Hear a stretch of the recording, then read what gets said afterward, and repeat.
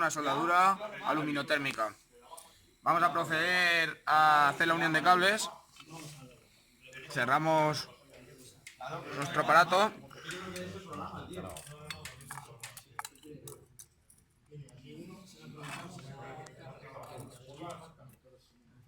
Tenemos que dejar los cables perfectamente unidos para una buena soldadura.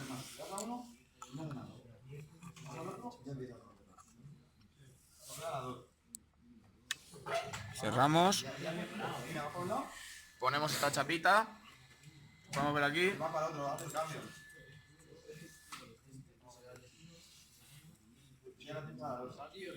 Y tenemos que echar 3 partes de polvo aluminotérmico.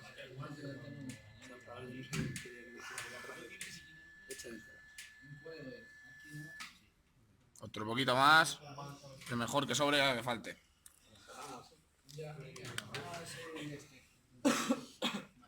Y ahora echamos la pólvora.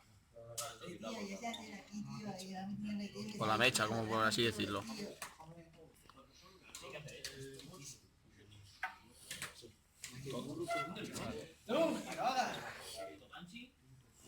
Una poquita, ¿eh? Y encendemos la lamparilla.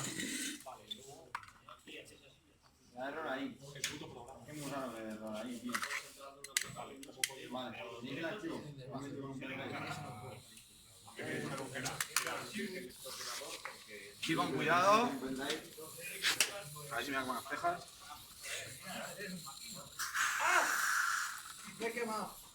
Muy bien.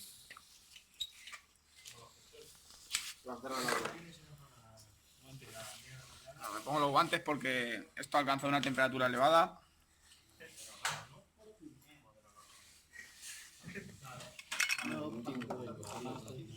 Y abrimos las pinzas.